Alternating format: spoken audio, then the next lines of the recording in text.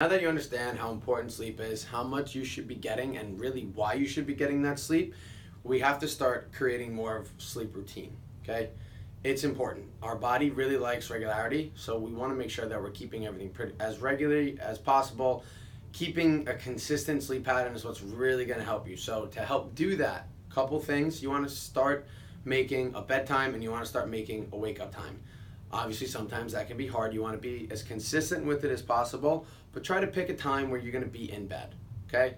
So, very simply, I like to be in bed by 10, and I like to be up right around 6. I'm getting a full 8 hours in. I'm getting at least 7. So, I might be in bed at 10, but I might not fall asleep for like 10, 15 minutes. Depends on the day, depends on the night, depends on what I did. But I'm pretty regular with waking up. Obviously, sometimes on the weekends, you might want to give yourself a little more. But for the most part, try to keep it as regular as possible. Once you understand your bedtime and you understand what time you're going to go to bed, then you could start trying to limit certain things that are going to interfere with your sleep patterns. So alcohol and caffeine. Okay, we love caffeine. So you might be someone that could have a cup of coffee right before you go to bed and fall right asleep and be like, coffee doesn't affect me. It does. It doesn't allow you to get into that REM cycle. It really doesn't allow you to get into deep sleep. So even though you feel like you're asleep, you're really not getting the best sleep you can.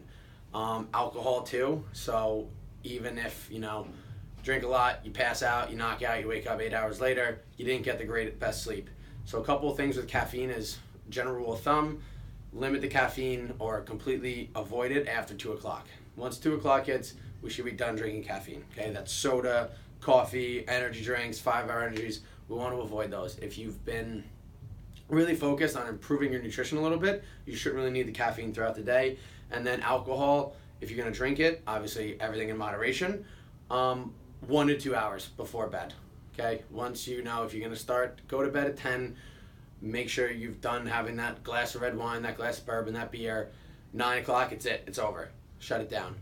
Then from there, another thing that we do a lot of is we stay with electronics for too long. We're staring at our phones before we go to bed.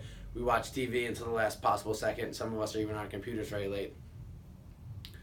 We should be doing it for like an hour or two before we go to bed, realistically. But you know what? Start working on 15, 30 minutes. Try that. Try 15 to 30 minutes before you go to bed. Shut the phone down. Say bye to your friends. Turn the TV off. Stop binge watching Netflix. Try it. Okay? What's going to happen is that blue light from the TV and the phone and the computer, it's affecting your ability to actually get into a deep sleep. It's messing with your body's regular hormone cycles. Our body likes it when it's dark so it can go to bed. When we're staring at the TV, staring at the phone, staring at the computer, we don't really understand that it's time to go to sleep. So you're really revving your body up.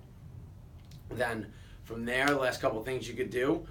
So in that 30 minutes after you've shut everything off, find ways to de-stress. Okay? Sometimes we have a lot running through our minds and we lay down and we just sit there and we're like, I gotta do this tomorrow, I gotta do that tomorrow, I gotta do this.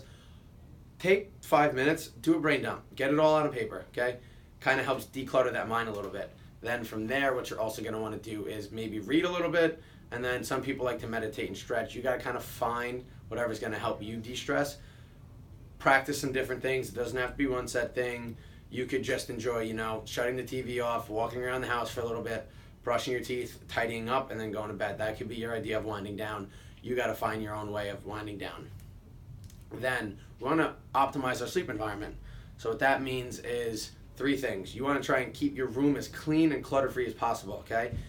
Even though you don't think about it, that messy room can kind of affect your body, affect the way you go to bed. Then from there, you want to keep the room as dark as possible, because like we talked about shutting everything off, the darker the room is, the deeper sleep we're going to get into, because that's what our body wants to do. That's how we naturally evolved.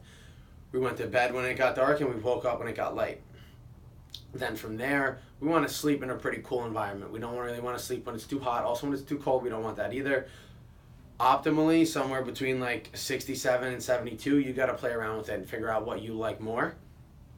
And the last thing is when it's time to wake up, it's time to wake up. As much as we really enjoy hitting the snooze 7 times and getting that extra 5 minutes of sleep, it's doing us no good. You're just pushing everything back. You're never getting back into a deep sleep, and you're actually just going to feel groggy the whole time. So what you can work on with that wake up time is when the snooze button goes off, when the alarm goes off, feet on the floor and you walk around. It doesn't matter what you do. Get out of the bed, put your feet on the floor, walk around. It's going to help you wake up. It's going to start revving up your day a little bit. Another thing to do to help your body wake up right away is as soon as you wake up, have some water. Okay, our body's very dehydrated after 6, 7, 8 hours of sleep. We need some water, so make sure you're hydrating yourself as soon as you wake up. All right, those are a couple things you can do to start improving your sleep. Obviously, you don't have to focus all of it at once. Pick 1 or 2 things, see how it goes, try it out, but start sleeping better. You're gonna feel a lot better. Your day-to-day is gonna be a lot better. All right, go to bed.